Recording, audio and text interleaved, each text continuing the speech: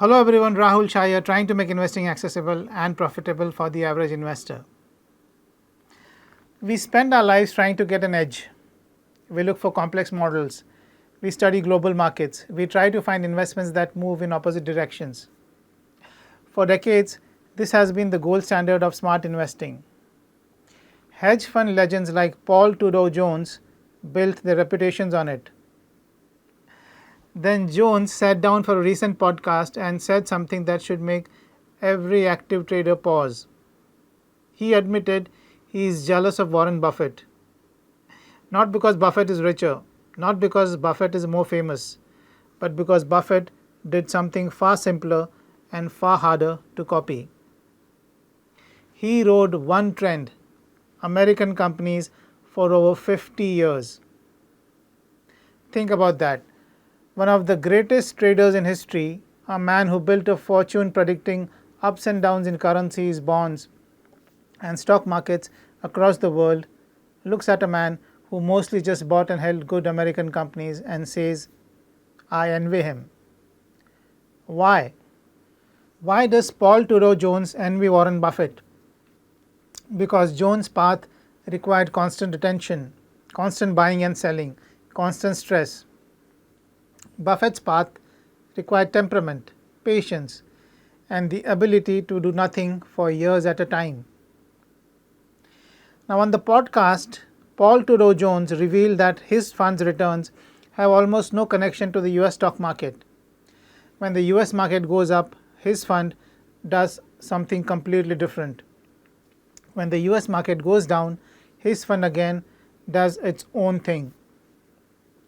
He then said that every single dollar of his profit came from his own trading decisions, not from the market simply rising. Now let me explain that in plain terms.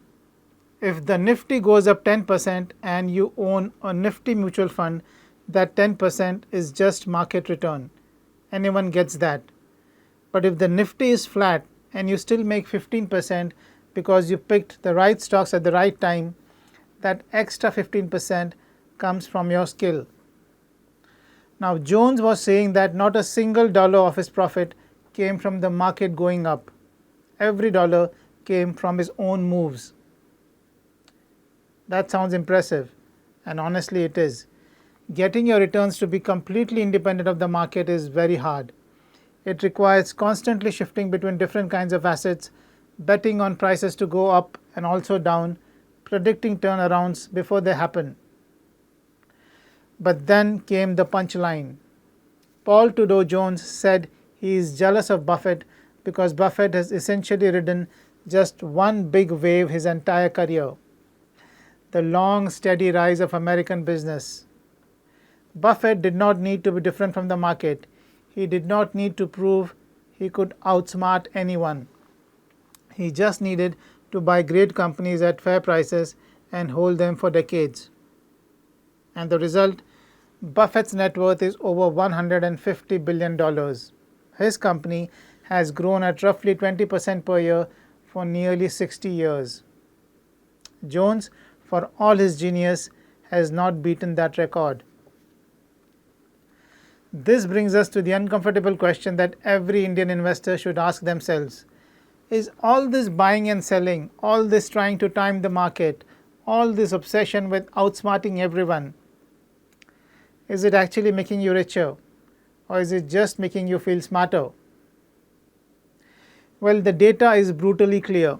Over 90% of active mutual fund managers in India fail to beat their benchmarks over 10 to 15 years.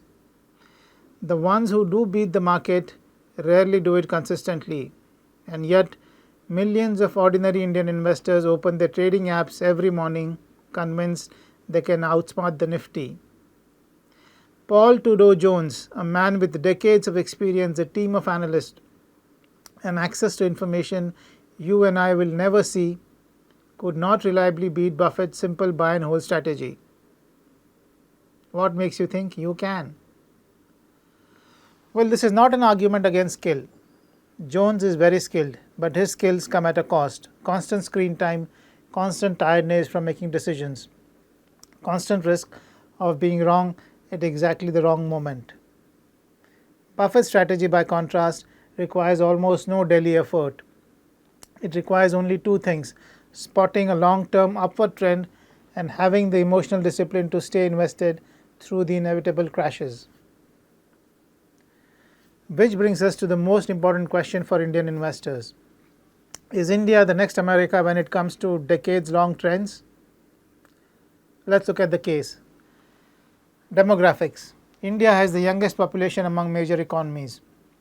Over 65% of Indians are below 35. These people will enter the peak earning and spending years over the next 2 decades. Then there's formalization. GST, digital payments, and infrastructure spending are slowly pulling economic activity out of the cash economy and into listed companies. Domestic money. For decades, Indian markets were driven by foreign investors who could leave overnight. Today, systematic investment plans or SIPs bring in over 20,000 crore rupees every month from ordinary Indians. This money is stable. It doesn't panic and leave easily. Government policy. Whether you support the ruling party or not, the direction is clear: making business easier, offering manufacturing incentives, and spending on infrastructure are all priorities. Now, none of these guarantees that the Nifty or Sensex will deliver 14 to 15% returns over the next 20 years. But the ingredients for a long-term upward trend are very much in place. The counter argument is real too. India has had false starts before. Policy can reverse. Stock prices can become too expensive. There can be lost decades, just as Japan experienced after 1989. But here is the key difference. America's multi-decade rise was not smooth. It had the Great Depression, World Wars, the 1970s stagnation, the dot-com crash, the 2008 financial crisis. Buffett did not avoid these. He just held on. So the question is not whether India will have crashes. It of course will. The question is whether the long-term direction over 20 to 30 years will be upward. If you believe yes, then the Buffett strategy is simple: buy a low-cost index fund or a small basket of good Indian companies and then do nothing for decades. If you are a salaried professional, a small business owner, or a retiree, you do not need to outsmart the market. You do not need your returns to be different from the market. You do not need to impress anyone with your trading skills. You need to own a small piece of India's growth and let compounding do its work. Paul Tudor Jones is jealous of Warren Buffett because Buffett found the easiest path and stuck to it. You can do the same. The question is not whether you are smart enough to trade. The question is whether you are patient enough to stop trading. That brings me to the end of today's video. I'll see you again in the next session. Goodbye and happy investing.